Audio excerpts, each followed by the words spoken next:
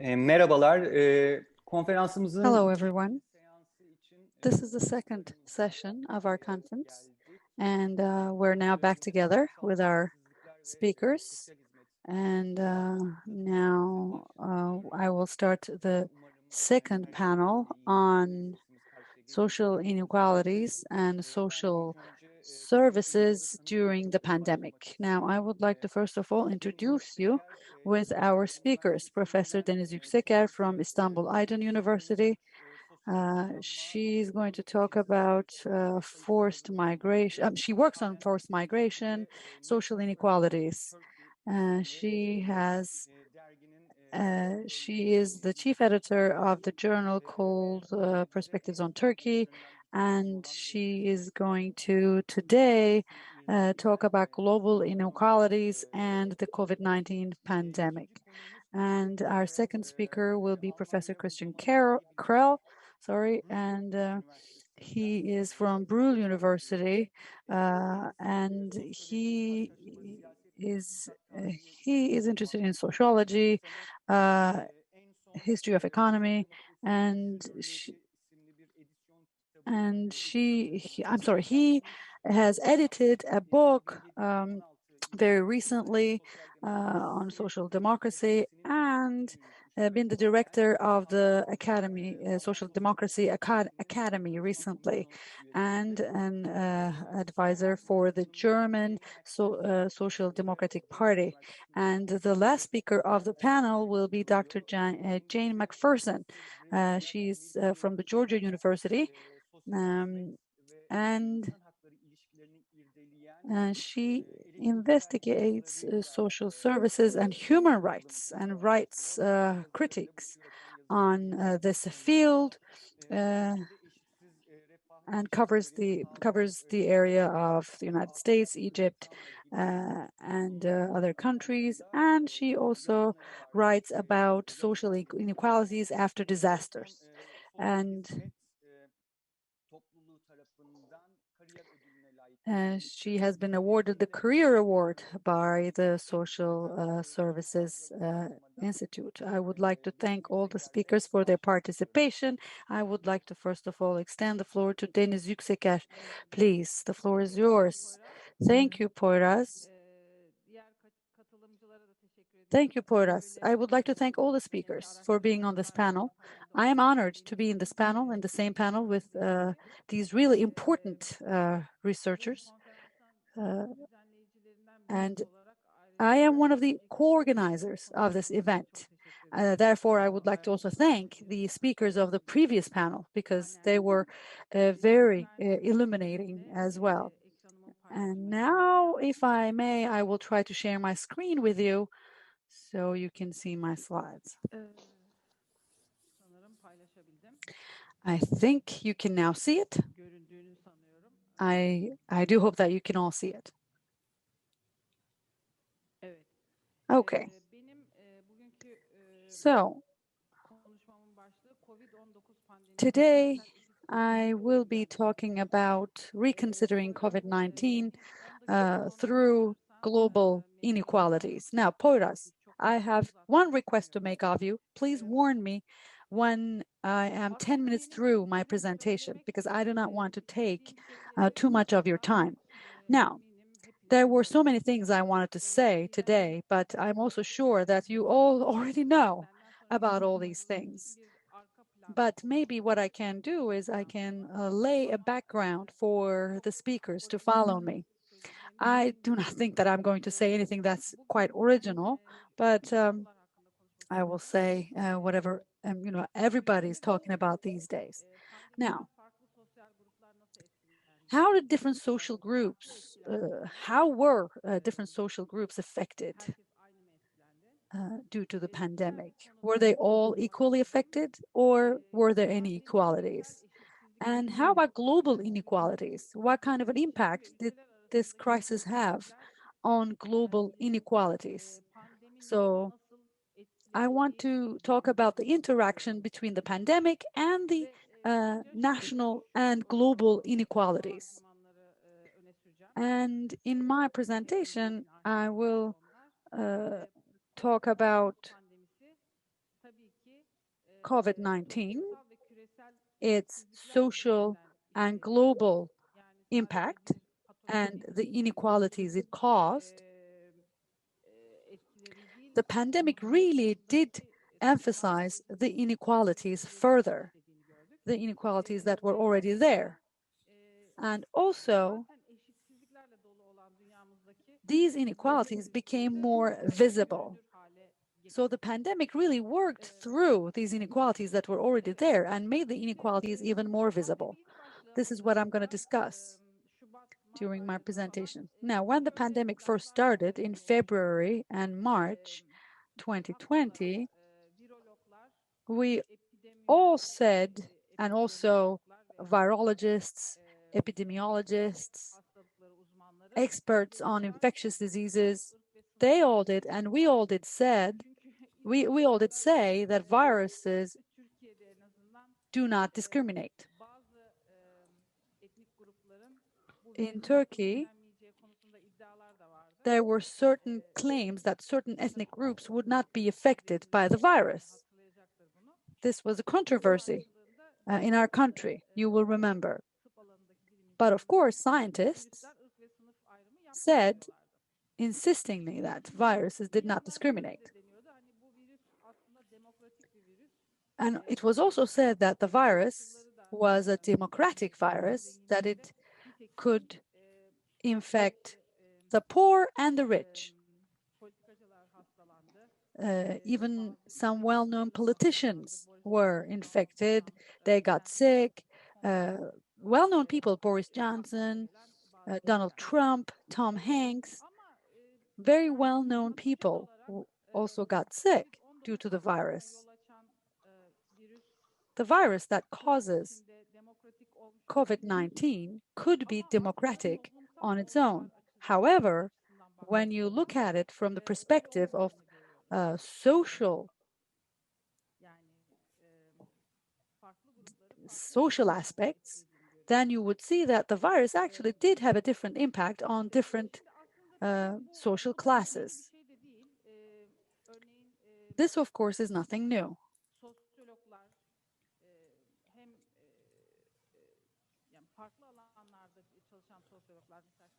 Sociologists working on different areas, like urban sociologists or medical sociologists, they all know very well that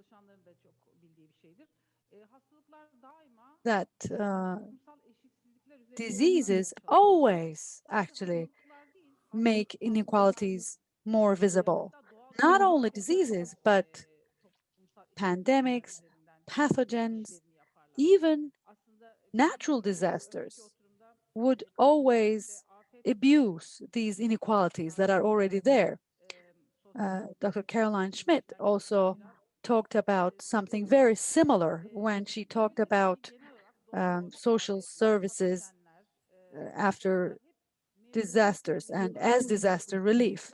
So diseases, pandemics, pathogens, natural disasters interact with existing social structures, and they can deepen the already existing inequalities, or they can even bring about new patterns of inequalities in societies. I'm trying to change my slides now, I'm sorry. Now, there is some research actually on this. I have actually cited two here that I really like very much personally. These are from two sociologists.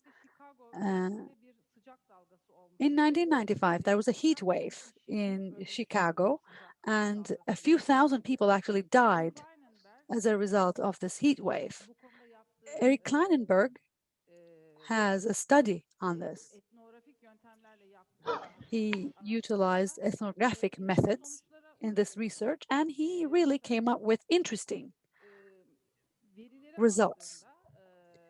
When you check the data, when you check excess mortality, for instance, the elderly African Americans suffered more deaths than all the other groups in the society.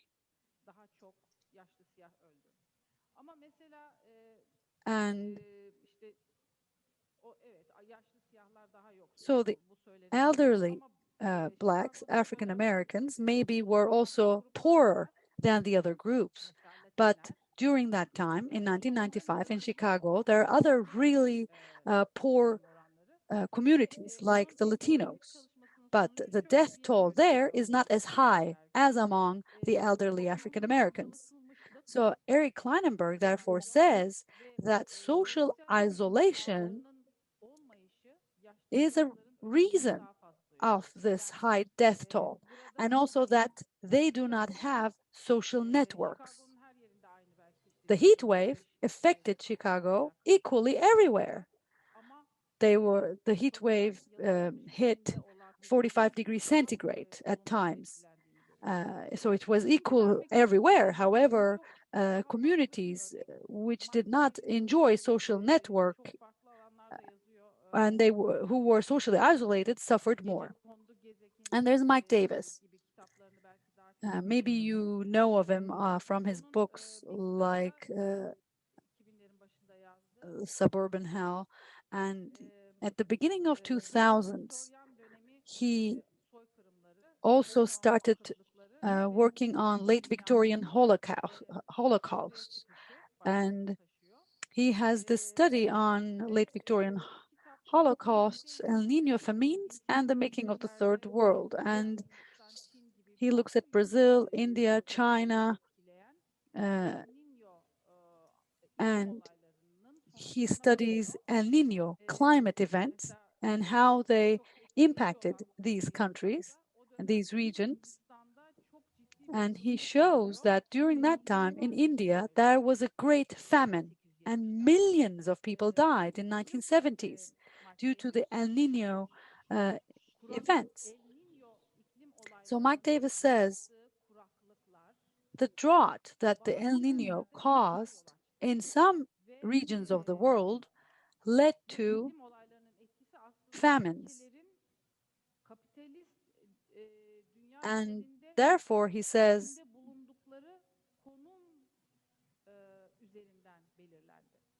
the consequences of these climatic changes were deepened depending on where you were in the world. In India, there are silos full of grains, wheat. However, they were exported to Britain. And therefore, Mike Davis in his book says people died lying next to silos full of wheat. And he says also in his book that El Nino climate events transformed and shaped the third world. He's an expert and a founder of political ecology, and he cites many such examples, particularly the El Nino famines in his book. Now, these two studies are not about diseases, however, about climate disasters, and they both demonstrate very well how these events can emphasize social inequalities and global inequalities as well. So what can we say about the COVID-19 pandemic in the light of all these?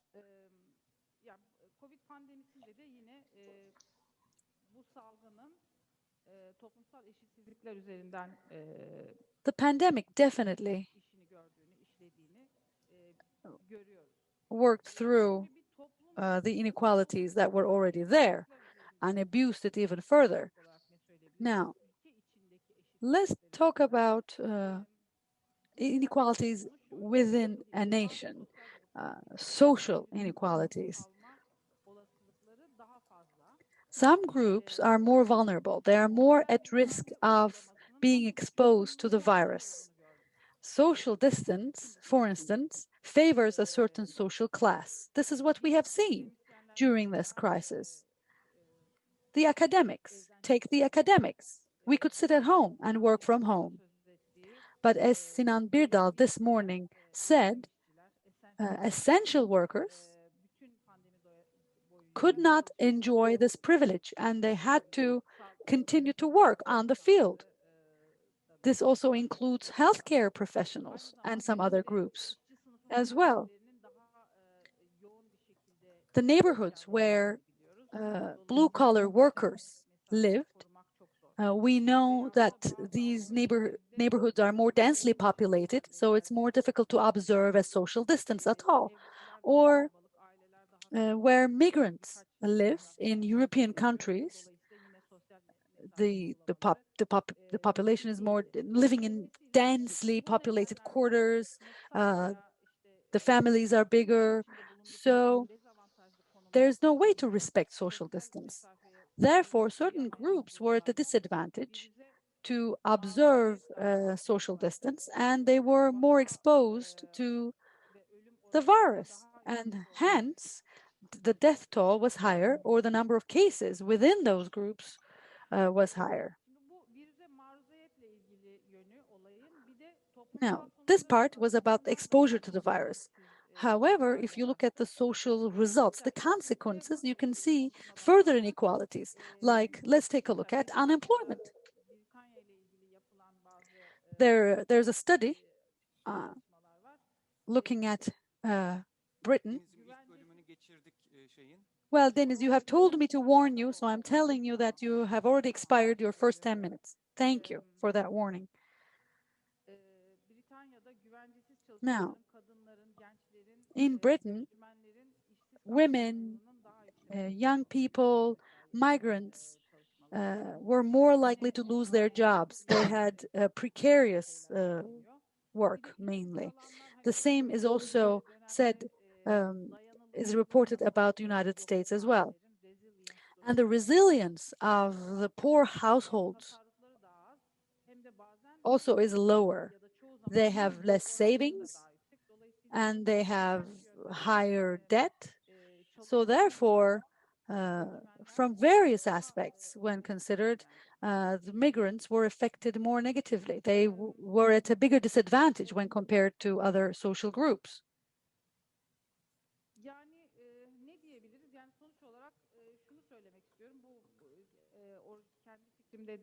So here is what I would like to say. Of course, this is not my personal opinion. I am quoting from other writers too here, but we can see that social inequalities have become more emphasized. Due to global neoliberalization, the inequalities had already become more articulated, and now COVID-19 made it even more visible. And many social groups became even more vulnerable.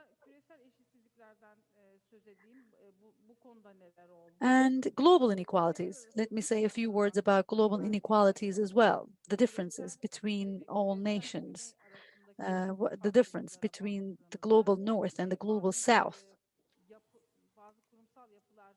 Now,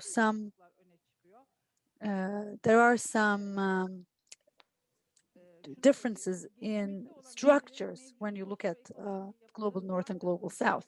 The developing countries already had weak socio-economic structures. African countries might have younger populations. This is an advantage because COVID-19 affects the elderly more. However, it is in these countries as well where the health system is not very strong either, is not very solid. The hospital beds per capita, for instance, is really low in these countries. And in these countries, it is also in these countries that the public capacity is weaker. They do not have sufficient capacity to make policies, to implement policies, and they have entered this period at a vulnerable, weaker state than others already. And also, precarious work is a problem in some countries, gig workers, for example. But looking at developing countries, more than half of employment, perhaps 2/3 of employment is made up of precarious workers. So due to lockdowns, people not being able to go to work, practically for those people could mean starving. And in those countries also, we have more limited number of industries where it is possible to work from home. And not being able to have access to education is also worse in developing countries comparatively. For example, in Turkey, we complain about our Ministry of Education's EBA system, which is our remote education system, but in many other countries, especially in rural areas, they don't even have access to the internet. So in many other countries, they can't even possibly talk about remote education. And again, for developing countries, I can also say the following. In the global financial structure also, they are not empowered. They already had a high level of indebtedness. The same holds true for emerging markets. I mean, Turkey is referred to as an emerging market in international financial literature. And already these countries had a high level of borrowing, indebtedness. So they were already fragile enough. And during the pandemic, some social support schemes were introduced and their borrowing level increased, their export revenue went down, and the remittances coming from workers abroad went down. And if international banks and financial institutions do not freeze debts or do not defer repayment of credits, in fact, many countries may find itself in a serious problem.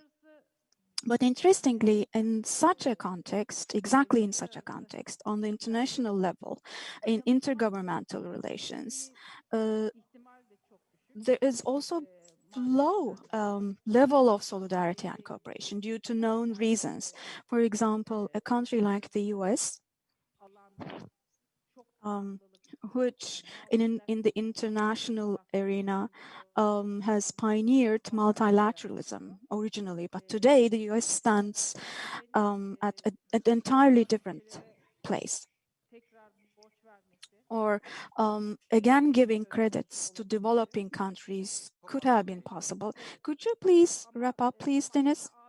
But on the contrary, the US objects this idea currently. So looking at it from this angle also, I mean, looking at the international relations situation, developing countries, again, are disadvantaged. And lastly, political economists are discussing the following. Will COVID-19 change everything, or will things continue the way they were? This is one discussion. But some authors say that COVID-19, what it will do is it will just make already existing trends and inequalities more pronounced. And at the same time, neoliberal globalization has brought about some problems, and those are now more pronounced because of COVID-19. So COVID-19 won't cause a radical transformation per se, but it will rather cause us to see the existing problems in a more pronounced way. So what can be done?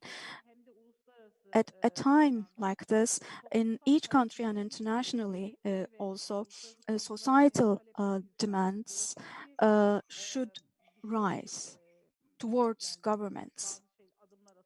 Only then some steps can be taken. And of course, social policy becomes important. I mean, within a given country, I mean to say, at least, to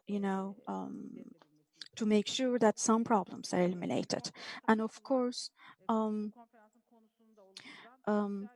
social work, which is a topic of this conference, is significant in this context, looks like. Thank you for listening to me. Thank you, Dennis, for this nice presentation.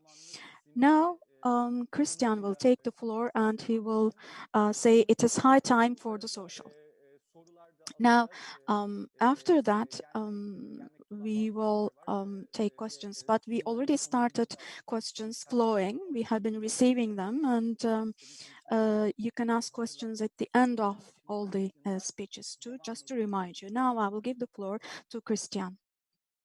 Thank you very much, Boris, and thank you, Dennis, for the wonderful presentation you already gave, and thanks for inviting me to this highly interesting conference. I've listened a bit, and I'm impressed by the agenda that you prepared, and I'm very happy to be part of this. And it's perfect, Dennis, that you made the opening statements, since you said a lot of things that I would like to connect to and to refer to. I would like to talk about questions of social or solidarity. So I will talk about concepts among which you can organize societies. And I will try to show that these concepts are not just, fluffy ideas, but they have real consequences in real life of real people. So it's highly important that we think about these concepts. And I would like to follow an agenda with 5 points. I would like to start with past ideas of our present. I would like to refer to an utopian novel of the 19th century where someone portrayed a very positive picture of our society with a high level of solidarity. And then I would like to compare that to our present situation, to solidarity during the pandemic, and our picture will be, as you might guess, more mixed. And then I will present some thoughts why I think this concept of solidarity was so much challenged during the last 3-4 decades, and present some more thoughts on solidarity, and close by looking at the question, if we want to have more solidarity in our societies, what are the fields of actions, where should we put our energy in? And forgive me, I just handed in this presentation this morning. I was very late, and therefore I just prepared a presentation with a high number of big pictures, so that you don't have to translate the text. It's most of the presentation is pictures. So forgive me for being so late. But as I said, I would like to start with a novel which was published in 1887 by Edward Bellamy. Edward Bellamy wrote a highly popular utopian novel. And the story is very simple. A young American, Julian West, he fell into a very deep sleep, and he slept for more than 100 years. He woke up in the year 2000, and then he compares the world in the year 2000 to the world that he knew from 1887. And he's highly surprised by the successful progress that was made. It was a highly popular novel in Germany as well, among social democrats, and that was because of the promising picture that Bellamy painted of the future. For instance, there were no chimneys anymore, because we had new technologies that made these smoking chimneys superfluous. Men and women had equal rights. Exploitation was overcome. People lived together in real solidarity. And the interesting picture he chose to illustrate that was a reference to umbrellas. He said, well, in the year 1887, we had to have umbrellas to protect ourselves from the rain. It was a very individualistic approach. Yeah, some people had them, others not. They were getting wet. Yeah, everyone was taking care of itself. But in the year 2000, there was his image. We will have covered sidewalks for the people. They were built together, and people collectively benefited from that protection of the rain. So a very, very positive picture of our presence, so to say. And when you look at the question of how much solidarity do we see in our current world, it's of course a much more mixed picture. And I would like to come back to some points that Dennis already made. When you look at the question, if you could see solidarity on the state level, at the level of the international community, you have that mixed picture. There is the case, of course, for the the United States, of the Trump administration that has has changed the American tradition of multilateralism to a quite different approach. They were, for instance, trying to get access on a vaccine exclusively for the US. They were trying, for instance, to buy certain labs that did some promising research. So we had that, and we also had that, of course, in the German case. The German government tried to stop the export of medical goods, at least for a couple of days. They changed that strategy very soon, but we had that approach as well in German politics at a time where the situation was in Germany relatively calm, whereas in northern Italy, people were very much in need of medical equipment. But we also have the opposite. We have global cooperation. For instance, there's a study by the World Health Organization. The study is even called Solidarity because they share on a global level between all the countries the results they have so far on the treatment of COVID-19. So a very mixed picture on the state level, and we also can see that very mixed picture when you look at, let's say, your neighborhood, at at the individual level. For instance, we have this strange thing. You probably heard about that in Germany, that people do massive shopping to be prepared for the lockdown. And guess what we bought in Germany? We bought mainly toilet paper. I heard that the French people did buy red wine. The German people did prepare with toilet paper for the lockdown, whatever that tells you about the Germans. But we also have, and I would say to a higher degree, other examples of solidarity, where people were not ignorant if something is left for the others, but where people actually shared what they have with the others. There were numerous initiatives. This is, for instance, a picture from my neighborhood in Cologne, where people prepared something which you can translate as a donation fence or something, where they put things, food and hygienic material for the homeless, since they suffer very much from the lockdown. You have other initiatives, like, for instance, these initiatives where people did for free some programming, so that people who do jobs in the culture industry can share their singing, their art with people, and you can donate for their projects. So you have also this mixed picture, and it seems at least that solidarity is still present in our societies. And even when you ask people, when you do make opinion polls and ask people on which principle should society be organized around, at least in Germany, you have figures between 70 and 80% where people do say it should be solidarity. And I think that's quite striking and quite surprising and promising, given that the principle of solidarity was under pressure during the last decades. It was under political and societal pressure, and I would just like to mention some points that put pressure on the concept of solidarity. And the first point is already made by Dennis. So I don't go into some details, but it's the notion that is somehow the opposite to the concept of solidarity. It was the narrative of neoliberalism, the narrative that was quite successful up from the 80s, 90s across the globe. It's quite interesting and impressive that we have this story, this narrative as a successful narrative in various societies among the globe. And the main belief was, as you know, that we should have a market-centered society. Not only the economy, but also other parts of society should be organized around the market, and competition as the driving force in this society. Again, not only in the economy, but also in other parts of the society. Think of education, think, of course, of the welfare sector, where we had in all parts of the world, again, massive trends of privatization, of more competition, of more marketization. And this is, of course, a clear opposite to the idea of solidarity. Solidarity is not about self-interest. Neoliberalism is about maximizing your self-interest. So this certainly put a pressure on the idea of solidarity. And then we have the rise of populism in lots of the parts of the world. And of course, populism, the main concept of populism is to divide groups within society and to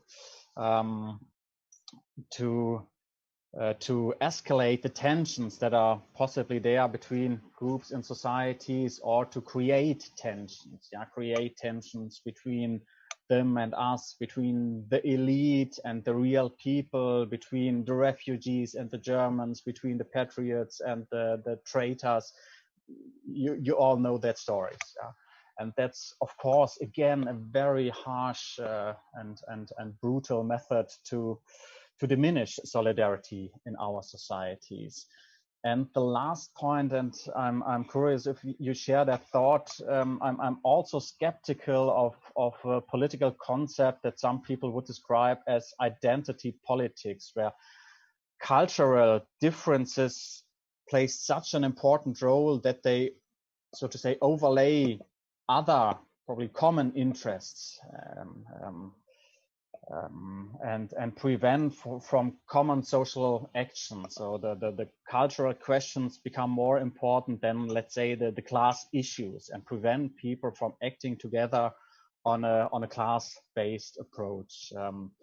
It's a very narrow line of argumentation, I think. The British philosopher Richard Rorty has pointed out as early as in the 1990s, I think, that of course Black people have every right to be proud of their color, and it's completely legitimate and understandable after centuries of humiliation and oppression. But of course, these cultural differences, that should not keep us from acting together on a social base. Yeah.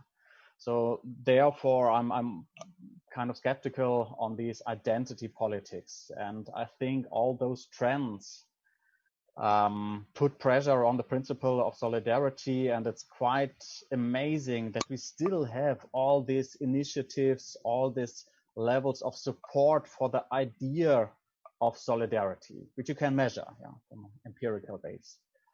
And I think this also has to do, or you could explain that when you look at some aspects of solidarity that have probably even become more clear during the current pandemic.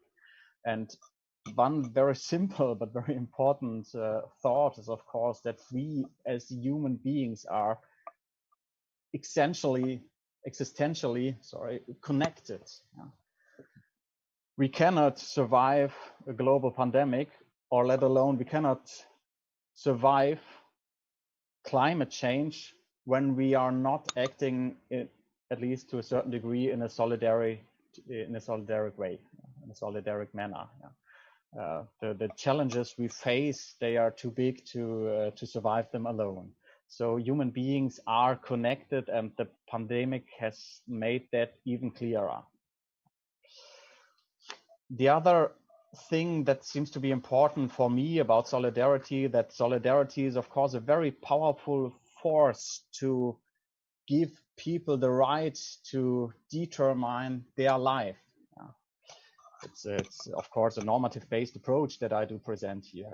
It's inspired by social democracy and the belief that people should have the same rights to live a free, self-determined life. And you know that there are not very good conditions in our society to have that equal right of a self-determined life. There's that saying of John Rawls, speaking of a lottery of nature. People are born with talents, and some people are born with other talents, or probably less talented. Bazılarının bazı yetenekleri var, başka insanların bazılarının. So just get some other noise, and then there comes the society in, and you have parents who are able to support you in your way. Others don't have the resources, and if you want to have that equal right for everyone to live a free, self-determined life, and it's very hard not to justify that, then you have to have solidarity that enables people to live in a more free way. And probably a third important notion, solidarity is not about ignorance of different interests. Some people compare solidarity with equality and being equal. That's that's a point I would make. That's of course not true. Solidarity is about accepting that we have differences in our societies, and about providing a frame where we could negotiate about our different interests without ignoring the common interest. So what does that mean for let's say political action, for the welfare state, for care work? If we regard solidarity as a political project, and if we want to support more solidarity in our societies, where should we start? What are the fields of action? And I would like to start by looking at the welfare state and by looking at a specific example, because it shows you so much how important these narratives, how these values, how these different concepts of society are. Some of you know that I have lived for a couple of years in Sweden. I was during that time the director of the Nordic office of Friedrich Ebert Stiftung in Stockholm, and I still follow the Swedish development, and I did some research on the Swedish way of dealing with COVID-19, which, as you know, is very much debated. And it's highly interesting to look at the Swedish welfare state and at the death toll they had to pay. Christian, you have 5 minutes. Yeah. Yes, 5 minutes.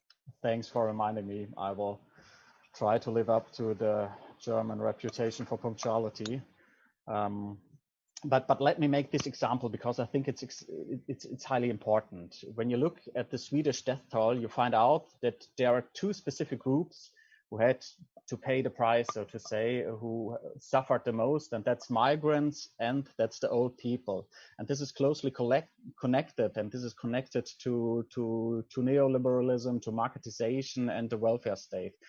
In Sweden, they started a welfare state reform, various reforms in the late 90s. And the idea was that the old people should stay at home as long as possible. And they were supported by people who come to their home and, help them to get up and do washing and all that kind of things. But that sector, the sector of people who take care of the old people, was at the same time privatized and marketized. So when you want to organize that in these days in Stockholm, you have a variety of very small companies, and the people who work in those companies are migrants, and they have precarious contracts that force them to do every hour they can get, because they are paid according to the amount of time they spend there. So they were not able to stay at home even when they had symptoms. So the migrants went to the old people, and brought the virus to them. So the old people died, and the migrants then went back to their homes, where they lived under difficult living conditions, very densely populated areas of Stockholm, where the virus spread again. So and the consequence is a tragic consequence that Dennis has already shown us. That the death toll was very high among the old and the migrant communities in Sweden, even in such a rich country. So you clearly see that these concepts of, let's say, marketization, privatization, have a severe consequence. And if you look at solidarity and how to foster solidarity, you have to, of course, look first of all at the welfare state, and how to prevent the welfare state from marketization. You have to look at questions of housing. We already touched questions of housing, and that's not only the quality and how affordable it is to get a rent to get a flat in Istanbul. It's also the way in which people live together. If they are segregated, the rich, the poor, the migrants, etc., or if they have the chance to meet each other, because if you meet each other, you know that there are other people with other interests. And there are questions of public goods and public places, again, where you could meet.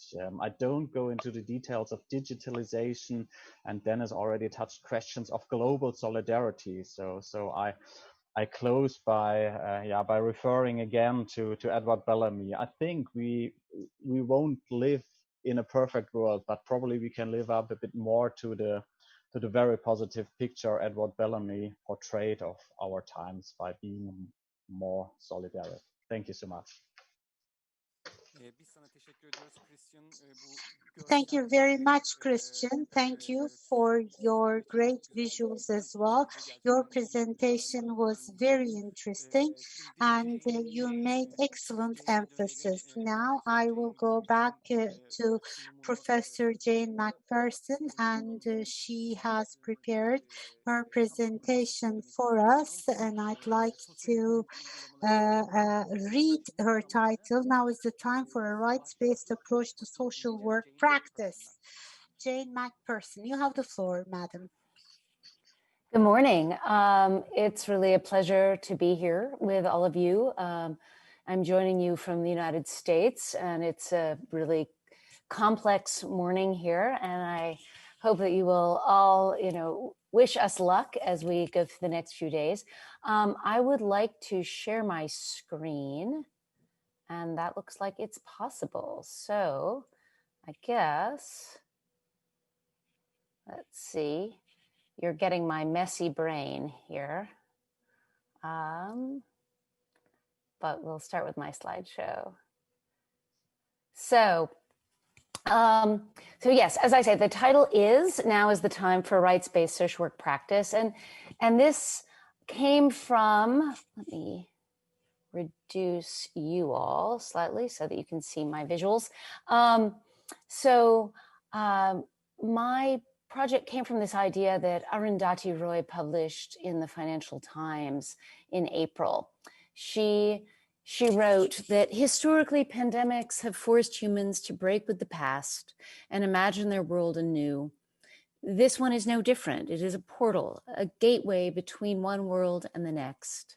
We can choose to walk through it, dragging the carcasses of our prejudice and hatred, our avarice, our data, our banks, our dead ideas, our dead rivers, and smoky skies behind us, or we can walk through lightly with little luggage, ready to imagine another world and ready to fight for it. And, as I'm so delighted to be on this panel and having heard these previous discussions from Denise and Christian, that yes, of course, like the inequality and the solidarity, right? You two have kind of presented these alternate versions, right? But certainly what the pandemic has lifted up for me is, it has made, I think, our inequalities, which we knew about, increasingly visible. Certainly in the United States, where we depend on a mostly employer-based healthcare system, and we see that so many people do not have access to even basic levels of healthcare. We have such an unequal system. And what we need, of course, is more solidarity. But for me, I'm really interested in what is the opportunity here for social work. We who are witnessing the impact of injustice and inequality, so we are right there up close and personal. What is the opportunity for us? And I think Rory Terrell was talking earlier about, this opportunity for social connection virtually. And I'm thinking that it's also an opportunity for us in terms of how we think about our profession and what kind of approach we take to our work. And my own work is around human rights, as people have said, and certainly human rights approaches do emphasize solidarity over the kind of neoliberal separate approaches. And so what I advocate for is that social workers should really understand their work as both micro and macro, that we need to work with people on that immediate need level, but we have to take that larger and really change our government's social approaches. And both of those are aspects of social work. When we only work with a needs-based approach, it's a need that's not fulfilled is just, it leads to dissatisfaction. But when we recast that need as a right, it's a violation.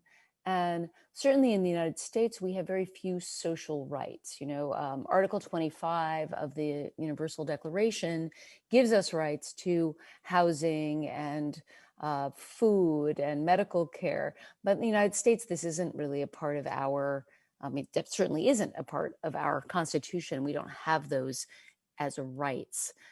So from my perspective in the US and in many countries, we really do need to shift the way we understand these basic human needs.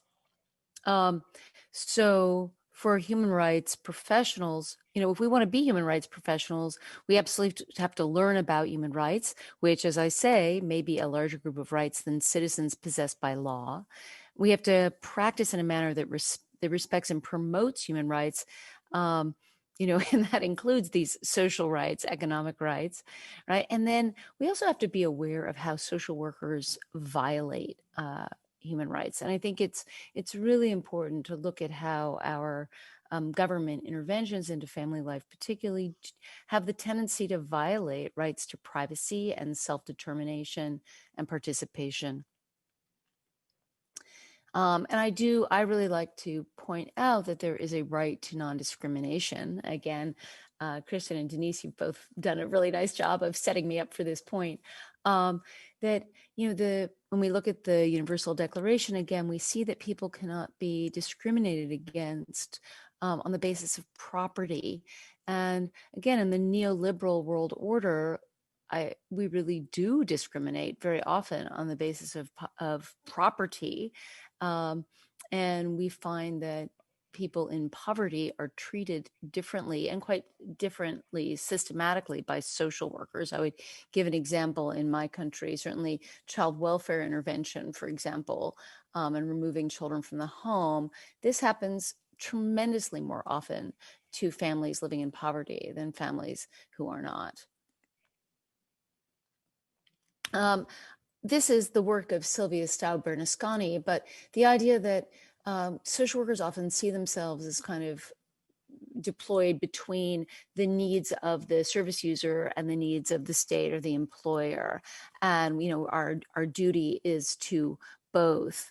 But what I think a rights-based approach does is say, no, actually, we have a triple mandate. We also have our professional mandate, our ethics. And, you know, a human rights-based approach is very consonant with social work ethics and really forces us as social workers into a braver space. So what is a human rights approach to practice? It is an approach that sees the world through a human rights lens, is accomplished through rights-based methods, and aims towards human rights goals. This is the UN's kind of version of that. And I like to show this slide because I want us to realize that it's not just setting the goals, it's really that the process, that our intervention and the way that we work with individuals and communities needs to go with the human rights principles. And what are those? So the way that we act our work, this is a slide from my friend and colleague, David Androff. We need to always be aware that the work that we are doing should promote human dignity. It should be anti-discriminatory. It should be highly participatory. You know, in social work, I think we often talk about participation, but do we really include those who we work with in making the goals for our work together? Is our work really transparent? Do people understand why it is that we're doing certain things? Are people just, you know, understanding that we are doing to them, or do they understand, you know, are they part of determining what it is that we do? Are we accountable for what we do? And particularly human dignity. I mean, do people have to swap their human dignity to receive social services, right? When we talk about services that migrants receive or people in poverty receive, I mean, how much dignity is involved and how much dignity do they have to swap to receive these benefits from the state? You know, the discourse of dignity, I think it's so important that it's dignity and not charity, right? People earn access to the rudiments of life by virtue of their humanity. So my own work has been to think about, you know, to kind of atomize what is a rights-based approach. So in my own model, I say, you know, at the assessment level, social workers need to look at their clients or social or service users through a human rights lens. And what that means is that they need to understand that the service users are experiencing rights violations. Certainly, you know, in COVID, we can see that people are maybe losing their jobs. They are experiencing health problems, all of the things that we've discussed so far, but also that these are social problems and that we need to see these as problems that can be addressed by the state and are not just located within these individuals. Of course, I'm speaking from a place in the United States where we tend to individualize, where the sort of neoliberal lens is is very dominant, and I'm proposing a human rights lens to take its place.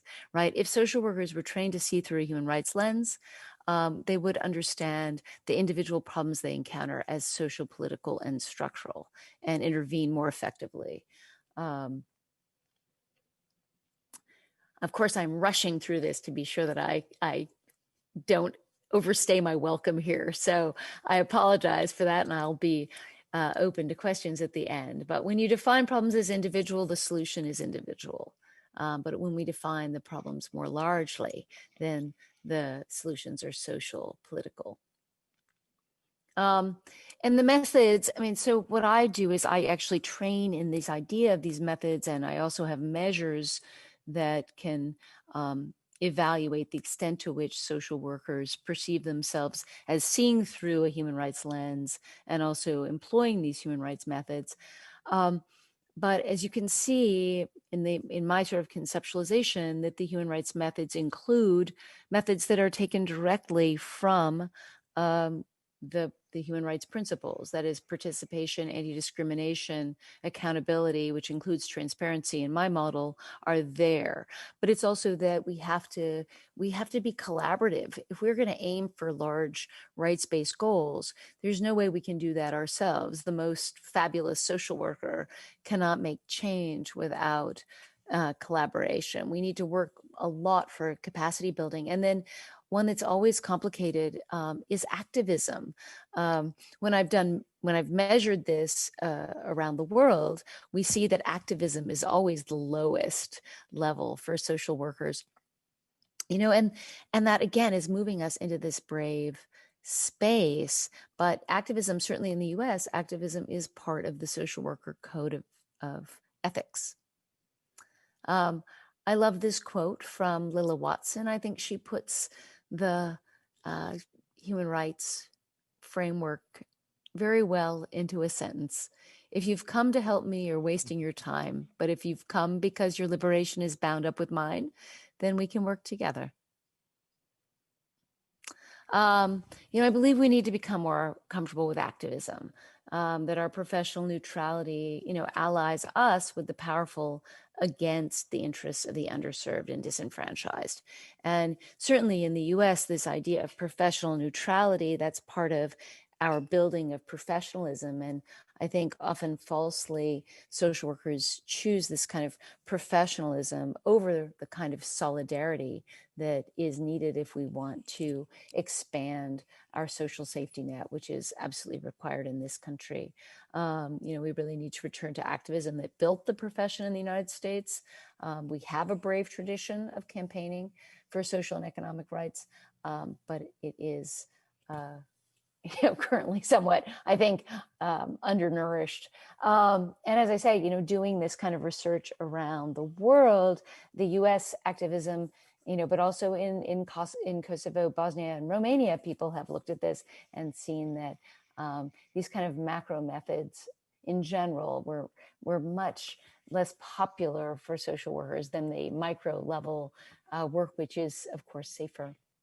I guess I also want to say that, you know, social workers are human rights workers. You know, back a US example of Jane Addams, but also Lima Bowie in Liberia won the Nobel Peace Prize for her work in bringing the Liberian Civil War to an end at the beginning of this century.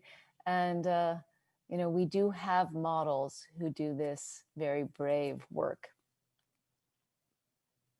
And also, I think, you know, in order for us to kind of, you know, I think the opportunity that Arundhati Roy gives us, you know, like, how do we walk through this portal? I hope we walk through it creatively. You know, this is an opportunity. It really shakes us up. What can we do? How do we reframe what we do, and make it better, and make it better for more people, right?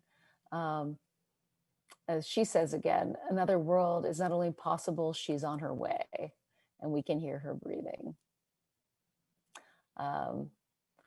Here are a few bits that I certainly have either written or read a lot. And I welcome you with questions, and I am on social media. So thank you very much for including me here this morning. Professor, thank you very much for your presentation. I always talk about the activism in a social worker too at school to my students, so I was really glad to hear you reiterate that.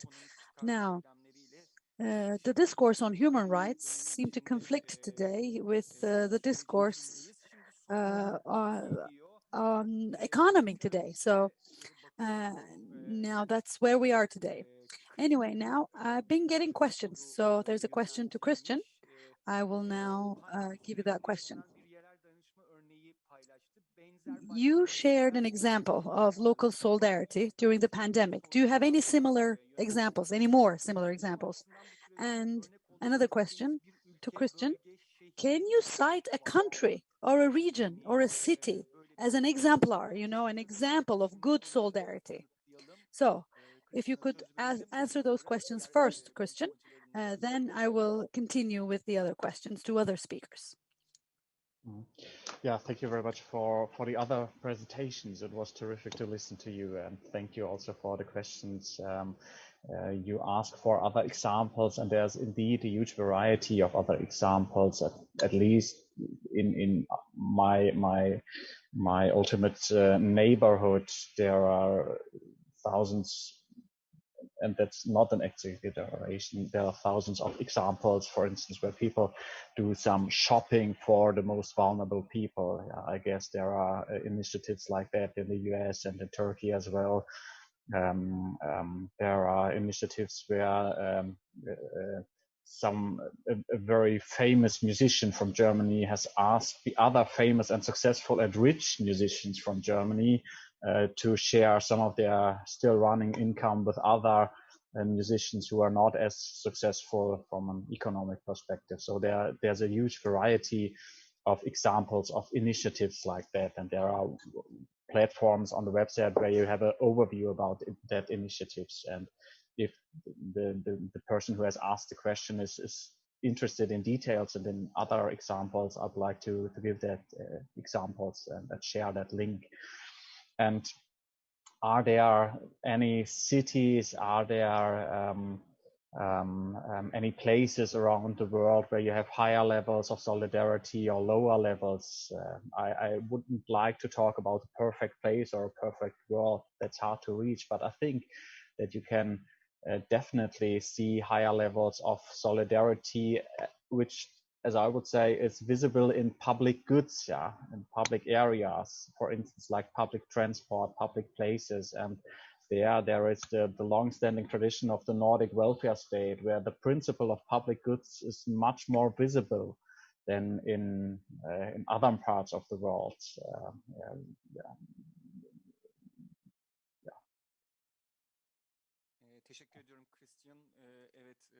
Thank you, Christian. Now there's a question for Jane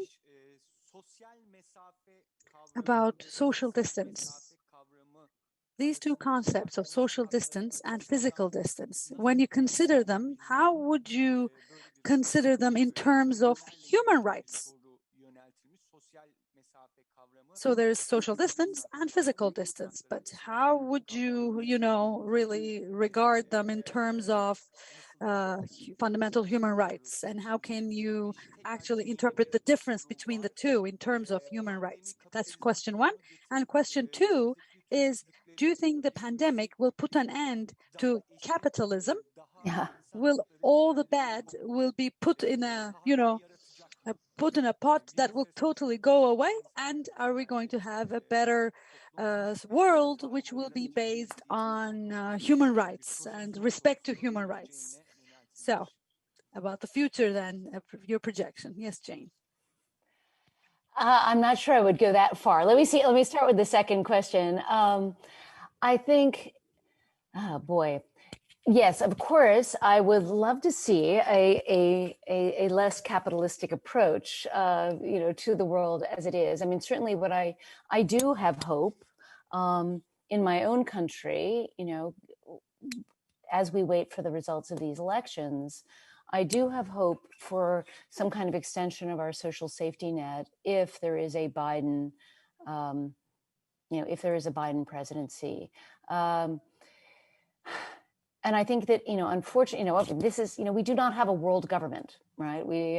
It's very difficult to project these things on a world stage.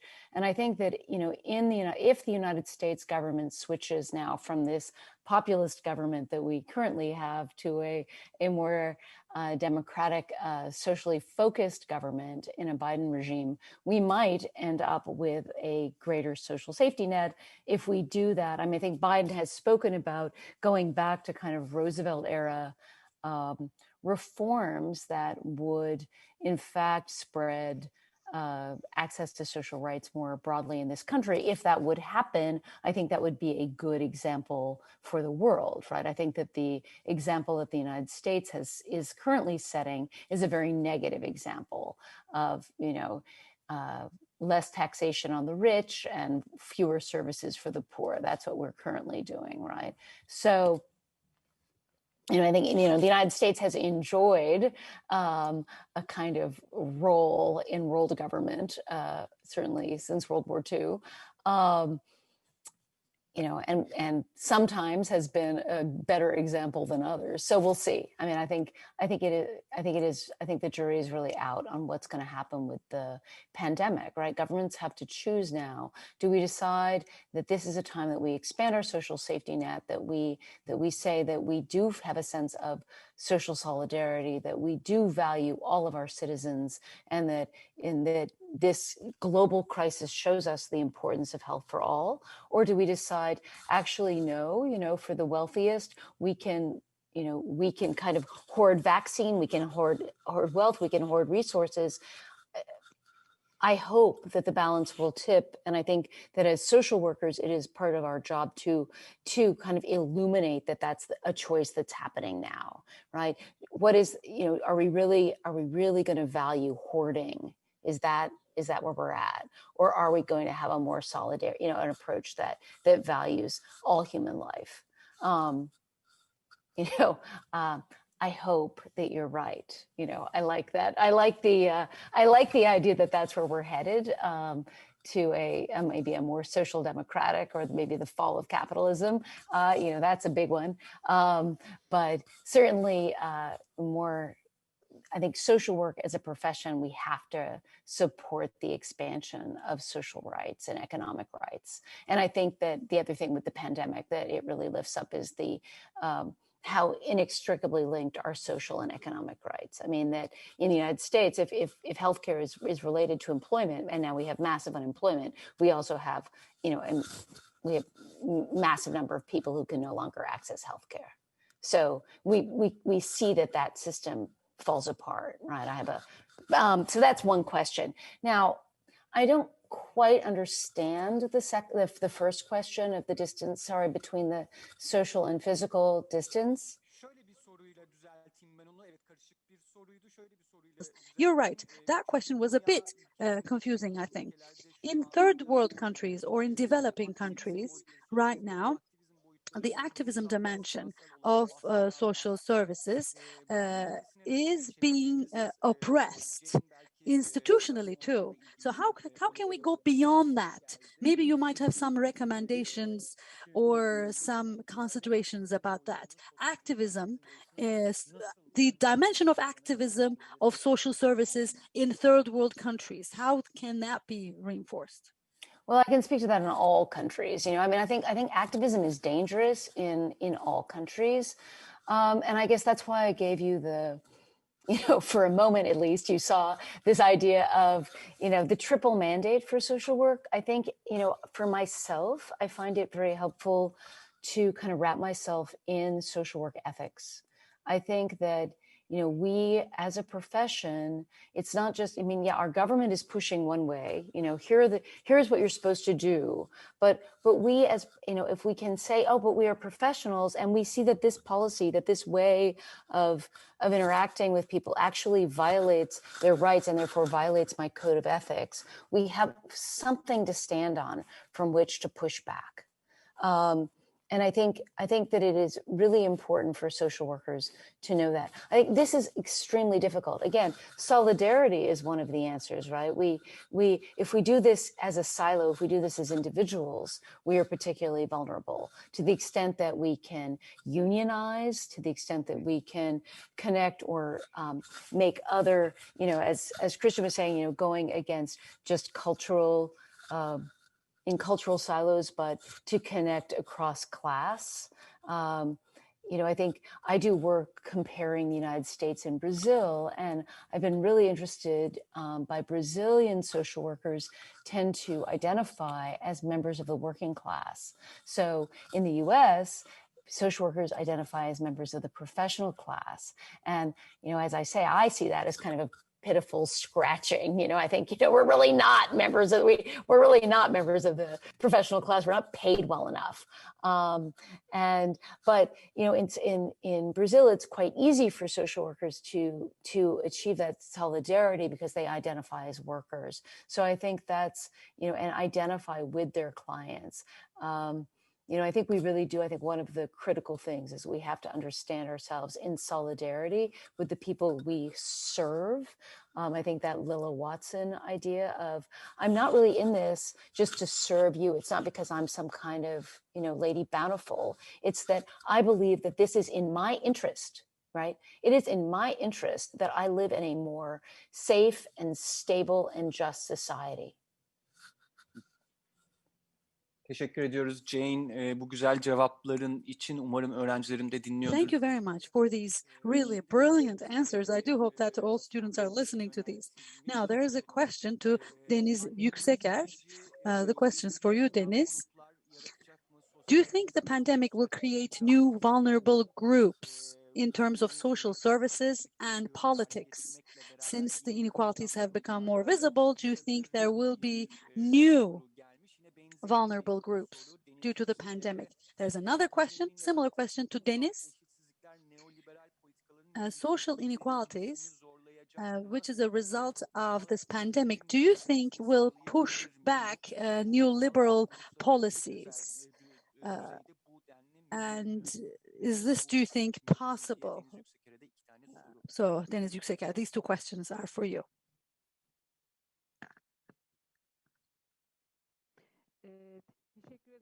Thank you. Thank you, Poyraz. Well, I have to say that due to my connection here, I wasn't able to hear your second question very well. So, it's a long question, actually, but let me try to summarize it. It says, really, it asks you whether there will be a new social solidarity against these inequalities at the national and at the international level. Maybe even Christian would like to answer that, of course. New solidarity against these inequalities. This is a very difficult question. Well, as social scientists, at the end of our presentations, during wishes, at the very end of all our presentations, we talk about the new social trends and movements. So it's really difficult to answer that question. I'm not really sure what to say. Jane would maybe be able to answer better. When the quarantine came to an end, in the US, there were the demonstrations which were triggered by the murder of George Floyd. Where did that take us? Did that turn into an organized social movement? So these questions, therefore, are difficult questions. A social trend, a social movement, for it to suddenly appear out of the blue or overnight would not be something expected, I have to say. But those who believe in social justice, among us, we do want to believe that keeping this network of solidarity strong will give us the opportunity to do something when the time comes, So the second question is more difficult to answer, I have to say. But the first question, whether there will be new vulnerable groups, I will not agree. I think the already vulnerable groups will become even more vulnerable. The migrants in every country, or the poor, and women, due to different reasons, by the way, because the burden on them will increase and they are more exposed to violence. So these groups will just have increased vulnerability, let's say, but not new groups. Okay, maybe there are no new vulnerable groups, but in Turkey, the elderly, the seniors, the senior population somehow were accused of disseminating the virus, that they were the vectors carrying the virus. This was what was said in Turkey for a long time, and they suffered. And maybe they did become even more vulnerable, or we can say that they formed a new vulnerable group. That's, I think, what we can say for Turkey, at least, when we look at the aftermath, or maybe the pandemic as it still continues. You may be right. Tomorrow, Professor Uğur Tekin will have a talk on the experience of the elderly during the pandemic. Yes, the elderly had become at a certain point a target, really, in Turkey.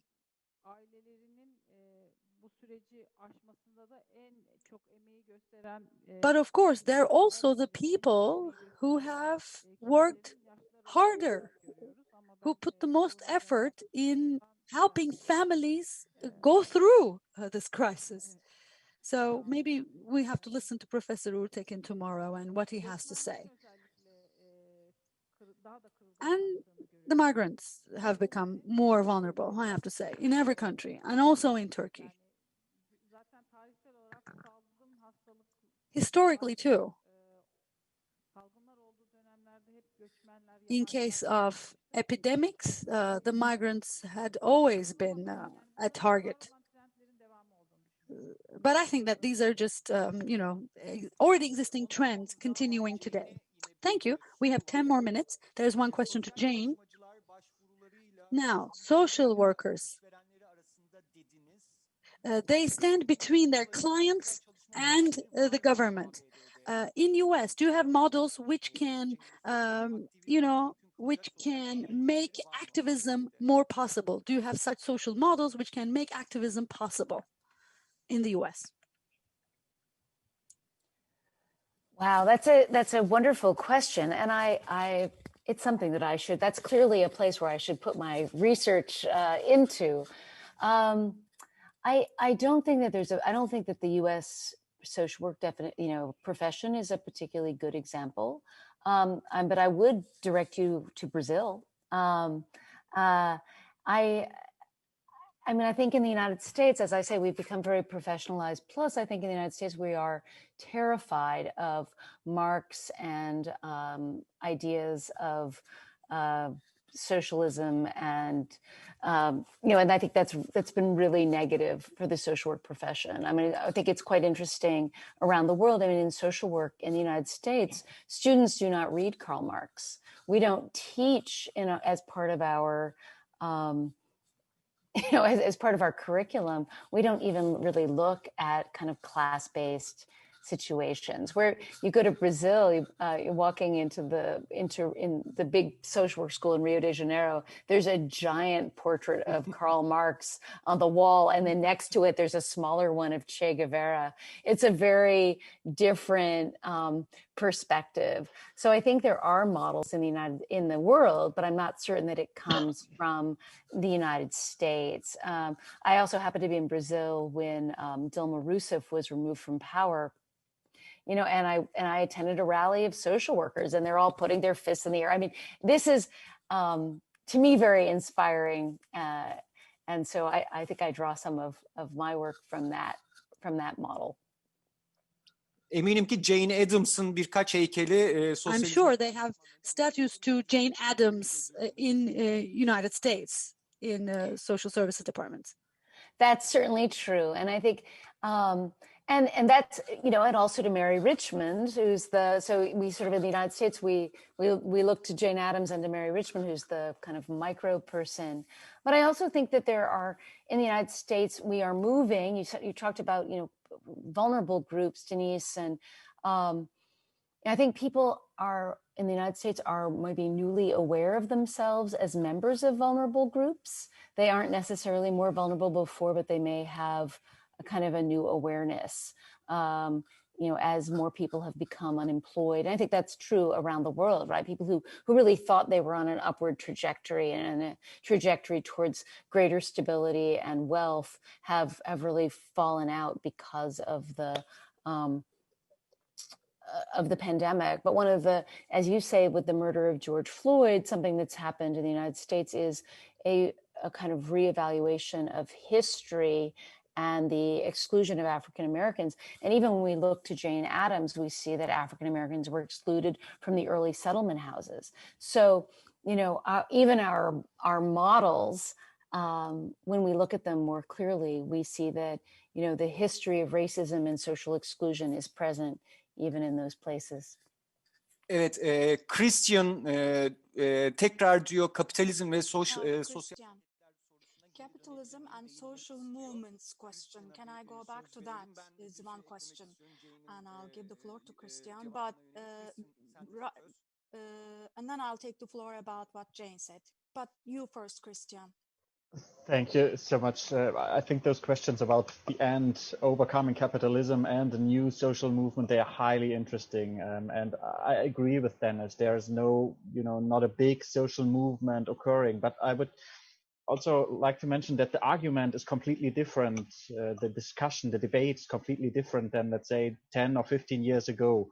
We have seen at various occasions the limits of a purely capitalistic society. Think of the big financial crisis in 2009 and now the pandemic, which has shown the limits of a very marketized society. And I don't think that we will overcome capitalism within, I don't know, any time. Yeah, but I think that's probably not the problem.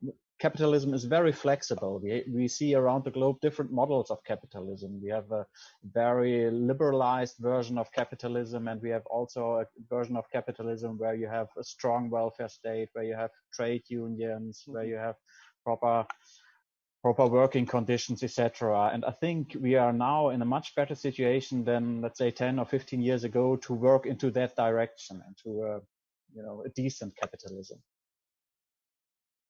So we can be optimistic. Yeah. Jane söz istiyor. Görüyorum buradan. Söz istemiştim. I didn't hear a translation. Jane, you want floor? I can see you. Go ahead. I think you want the floor, right, Jane? Oh, I don't need the floor at all. I just gave a thumbs up to that idea. I think, I hope for a better model of capitalism.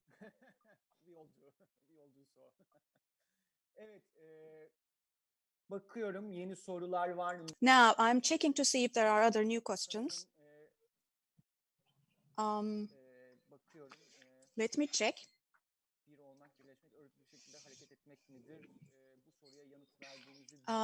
There's one question, but it has already been answered.